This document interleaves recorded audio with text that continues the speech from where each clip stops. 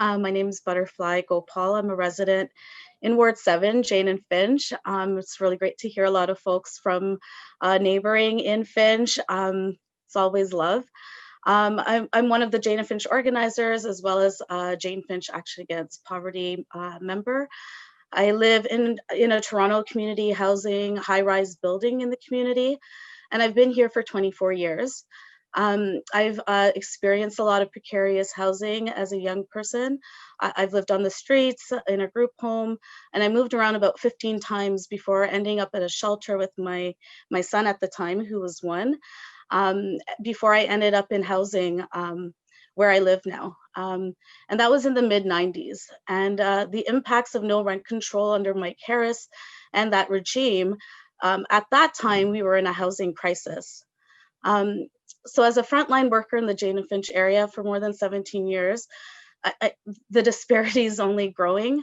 The inequities of social and economic realities, in particular in racialized working poor communities, Black, Indigenous bodies, we're seeing the disparities. We're seeing dollars going into policing and always getting topped up, but not where it needs to go. This community has already been an epidemic before the pandemic. And it's a shame to see that the city of Toronto, is still fixed in maintaining status quo, even with only a 10% decrease in police budget. The city turned its back on that. And where are these dollars going to go? Like, where are they going to come from?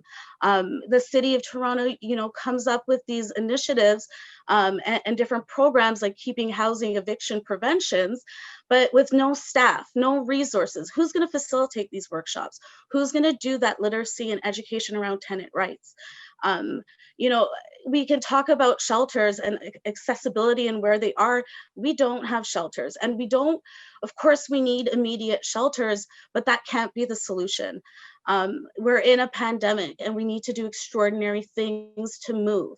And if in the mid 90s we were in a housing crisis, the only thing I'm seeing is, development of new transit, gentrification, you know, the stock that the city of Toronto is thinking to pull in 40, that's not going to do anything in the crisis that we're in.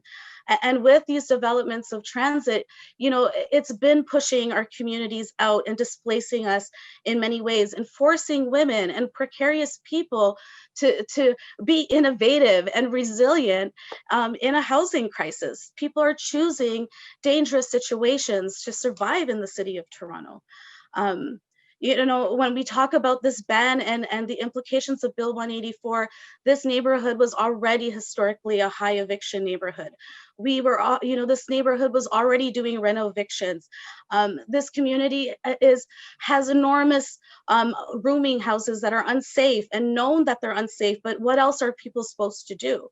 With these divestments since the mid 90s, we're seeing our townhomes and TCHC communities crumbling and getting and smashed down, and people getting scattered. Just yesterday, there was a town hall meeting around one of our communities, and still there's no resources to rebuild our communities. This community is known for bad landlords, and who holds them accountable? The Greenwinds and the Metcaps and the Renee projects. And shame on you, City of Toronto, for funding reports like Poverty by Postal Code and Tower Renewal, along with United Way, and still not implementing or using the findings of what residents are saying. It's time that we do extraordinary things in this pandemic. The housing crisis is no surprise to the people who've been living in this crisis.